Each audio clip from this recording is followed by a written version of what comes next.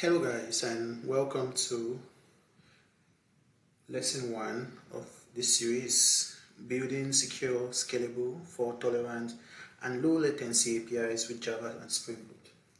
My name is Ngane Emmanuel and I'm a software engineer. And as per the last video, I introduced this series and the reasons why I want to make this series. So this video we'll be starting with introducing the concept of API. The next couple of videos, probably the next 3 videos, will be mostly theoretical videos, introduction, just to give that breaking in into the API for those who have little idea about APIs. So stay tuned and continue to watch and like and subscribe and comment your thoughts and your questions so that we can interact and I can answer them. So let's get started, right? So the first thing is that this series we'll be building production grade APIs, right? These are not just like toy examples that you just build basic API.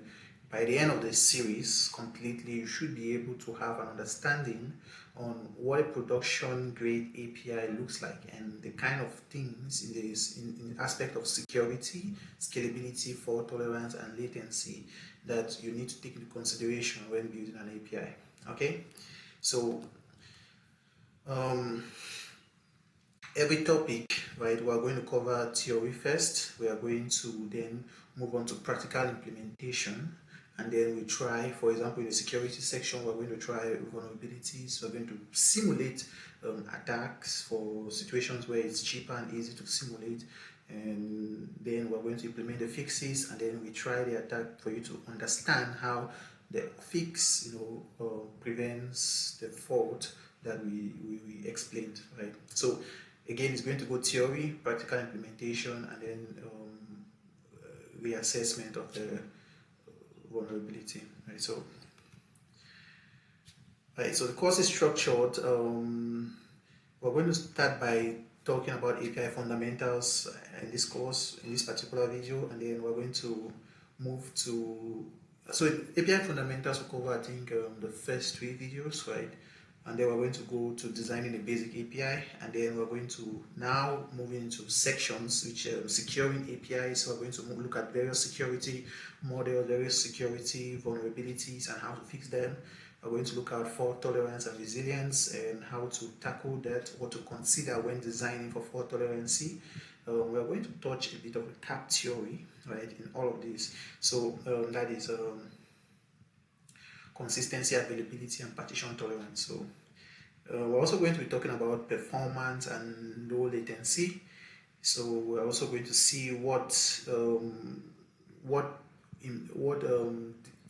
decreases your performance when building your APIs. We're going to talk about how to increase your performance, how to build low latency APIs, right? We're also going to be looking at production best practices. Right, so each section is going to be concept explanation, architecture discussions, hands-on coding, and then common mistakes, right? So that's what we're going to be looking at in this series. So by the end of the series, you should be able to understand what an API really is, explain why API exists and what problems it solve, identify real-world use cases of APIs, avoid common misconceptions about APIs, build a strong mental model for future lessons, and understand how to build production-ready APIs. Okay, so we're going to dive right in. This is the first fundamental introductory video. And so what is an API, right? So the simple definition, as you see, is API stands for Application Programming Interface. An API is a way for a software system to communicate with each other, right? For software systems to communicate with each other in a structured and predictable way. So if you have 2 softwares, right, and you want them to communicate with each other, you will use an API. And why we use an API? Because these softwares, so an API is like it is structured in a way that allows communication without concern on whether on the properties that make up one application or the other. So for example, if an application is built with complex if the building of one application is so complex and is built with multiple different tech stack, another application is built in another tech stack, right? It doesn't really matter because they are going to use an API, which is a common denominator between those two applications to communicate with each other, right? And one of the things you're going to find out about the API, an API is the underlying design pattern that is used in an API, which is the facade design pattern, although I've not included it here. But the facade design pattern allows a simplified interface, right, while hiding all the complexities, right? So in other words, the API will present a very simple interface for other application to talk to it. But what the API will do in the background is all being hidden, right, from every other application, from the external applications that are calling that API. And that's the facade idea, right? So you provide a simplified interface that every other person uses, every other application uses, while you hide your complications, your complicated implementation, your logic from them, right? And that is the key design pattern that an API implements, right? So think of an API as a contract between two systems, right? One system provides data or functionality, another system consumes it, and that's it, okay? So the everyday analogy, so let's talk about that. Imagine a restaurant, right? Your client, so you are the client, right? You place an order, and then you have a waiter. The waiter now is the API, right? Is the common denominator between you, the client, and the kitchen, which is the server or the business logic. Remember, I talked about the facade pattern hiding the complication. Now, the API, in this case, the waiter, is the common denominator between you and the kitchen. You will never understand what is going on in the kitchen. You just know that you talk to the API and then you receive the response from the kitchen. You receive your food. And that is how API works, right? So the waiter brings back the result. And so you're going to have you, the client, you place an order, the waiter takes your order, is the API, the kitchen, the business logic prepares the food, which you will never see, you don't even know how that works, and then the waiter brings back the result, which is your food, your order, right? You don't go into the kitchen yourself, you interact only with the waiter. And so the waiter is the API. So that is a common analogy that is mostly used, and it's a perfect analogy to explain an API. Now, technical definition, an API defines what requests are allowed, what data format is expected, what responses will be returned, what errors may occur. You see, in a web system, API commonly use HTTP, JSON, or XML, standard methods like get, post, put, and delete, right? And so this is all the technicalities about an API, right? You have an API defines what requests are allowed, right?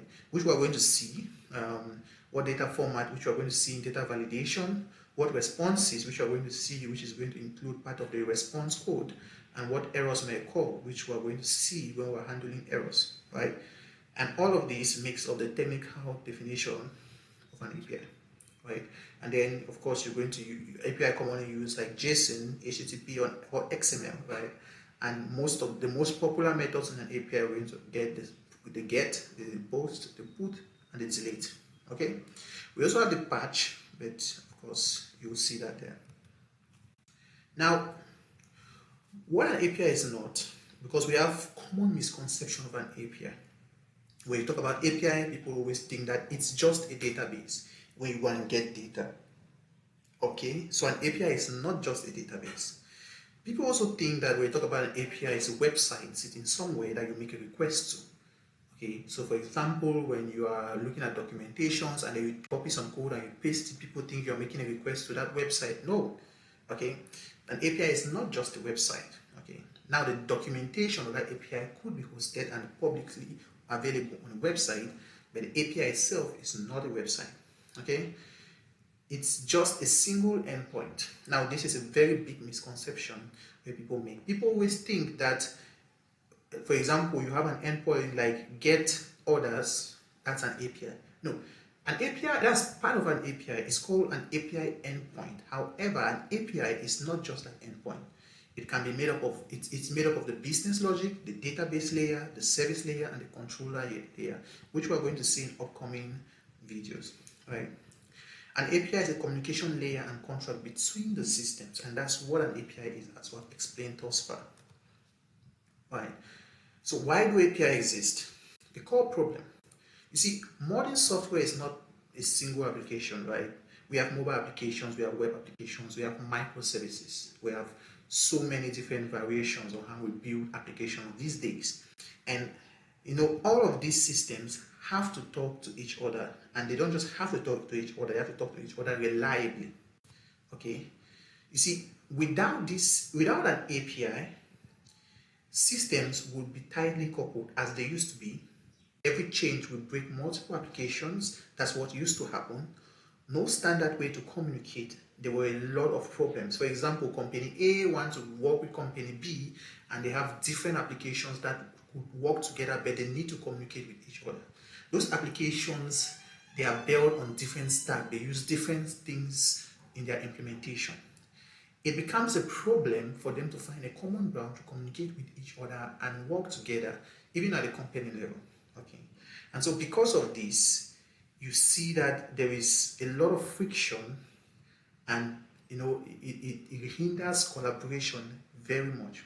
Okay, so it is hard to scale. Again, same problem. Integrating becomes fragile and slow, as I have discussed.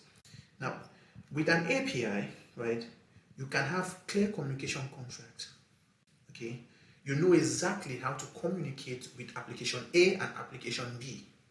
Right, you have loose coupling between systems. This system A does not have to implement the logic of system B, and system B does not have to implement the logic of system A.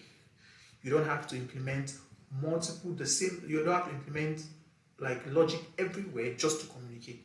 You can implement your own logic and don't care about the other person's own logic, and using an API, communicate perfectly and still collaborate with that other application or other company. And that is the idea about loose coupling. Okay, I don't really need to know your logic or implement your logic in order to work with you, right? So reusability of service. Again, API facilitates reusability of service. It facilitates scalability because I don't need to implement your logic, and I don't need to and when I want to scale, I don't need to implement the same logic over and over. I could use an API to communicate. It's easy to scale. Okay. Security boundaries. Also, it is easy to implement security boundaries when you're using an API, because API facilitates microservice, right? And microservice is one way of making your application scalable, right? And with microservice, you can implement fine-grained security, so that improves your security boundaries, right? Technology independence. Again, API facilitates technology independence, which means that every API can allow you to use your particular technology without consent of the other person's technology. And these are all important facts about APIs. Right? So real-world example of APIs where APIs are implemented. So we have a mobile app fetching user data from a backend. Of course, that's a typical client server, right? So that's the server is usually have an API, an exposed API that the client of that mobile application uses to fetch the data, right? A payment service charging a credit card. Again, these all use APIs, right? Even in Cameroon, we have something called mobile money, Momo. All of these in real world, they have their public APIs that allow you to integrate payment service on your platforms, and you integrate that payment service using their public available APIs.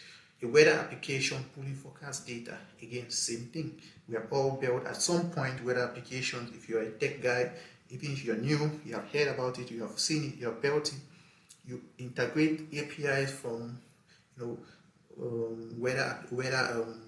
open source weather APIs, right? You have integrated those into your application. A front-end dashboard displaying analytics from a back-end service API. So all these rely on API. So we are going to see, here's an example of an API, right? An API call is going to look like this. We're going to have the get API users 1, 2, 3, okay? Where this is their action, this is their the call, right? So you're getting, right, a user with the ID 123, and you're going to have a response, right? So this is the request. So we have the get request, and this is the request body, and then we're also going to get the response, which will be in the JSON format, and you're going to have like an ID, the name, and the Alice, and email alice@example.com. And so your application doesn't care how the data was fetched internally, it only cares about the contract. Okay, as you can see, when you make an API call, you simply send this. Now, you don't care how the application generates this. You only care that you send what the application recommends you to send, and which is something like this, okay? And then you know that you're waiting for a response which will look like, if it is successful, which will look something like this in your response body, okay? Now, the key takeaways from this particular lesson is an API enables communication between software systems. Okay, it defines rules, data format, and behaviors. APIs solve coupling, scalability, and integration problem. API act as a contract between producers and consumers, right? So we'll start from the first one. An API enables communication between software systems. We've been explaining that the whole time. Two software systems want to communicate, they communicate through a common ground, which is an API, an application programming interface. That's what an API stands for. It defines rules, data format, and behavior. Okay. Now, for example, this is a typical API request.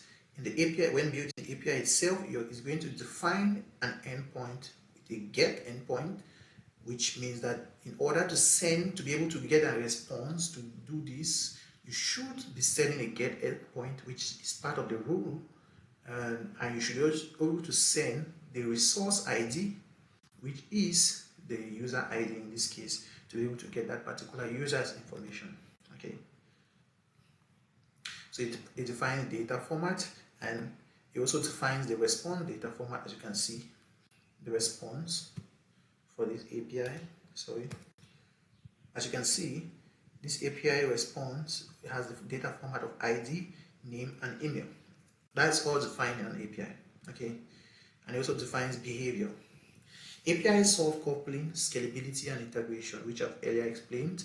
You don't want to be implementing the same code everywhere just because you're trying to access the same processing, right? So you can extract that into a single API and make API calls to that particular API, and making your entire implementation and your design, your solution decoupled. It's also because you decoupled it, if it is a highly requestable processing, right? You can, after extracting it into its own particular microservice, which is this falls in the architectural section, which is part of also how you design APIs. What you can do is, if that particular processing is requested a lot of the time, you could scale it easily, and using different scalable methods, right? So you could make sure that you could run multiple instances of that particular API, and it's easy to scale, right? Because you have extracted that solution to its own API, and it's also easy to integrate, because at this stage every other application is just calling that API, which is, as you can see, it could simply just be like a get request, something like that, and this is all you need to call, and you get a response like that, rather than implementing the entire thing again and again. So it's easy to integrate and easy to use. API act as a contract between producers and consumers. Again, the producer and the consumer will be communicating using APIs, right? The consumer is going to send a request, which the producer has defined, and the producer is going to send the response, which the consumer is going to consume, right? So that will be the end of this particular introductory video. In the next section, we are going to preview types of APIs, why different types of APIs exist, when to use each type, common misconceptions about APIs, which you have seen a few. So if you have enjoyed this tutorial thus far, please give it a thumbs up, Comment your questions below so that I can respond to you. Tag me. Also, follow me on my social medias, the link in the description below. Any other questions you have, you can contact me on Instagram. You can contact me on Instagram, on Facebook, on LinkedIn, and I'm going to respond to you. You can also leave it in the comment below. I'm also going to respond. Please share this video to your friend if you find it interesting. I have a whole lot of series coming up. This is going to be an interesting series where we're going to be talking about a whole lot of things. It's going to really help a lot of you to get from a junior developer to at least a mid-level and possibly a senior level developer, engineer actually. So thank you very much for watching and have a nice day. Until next time.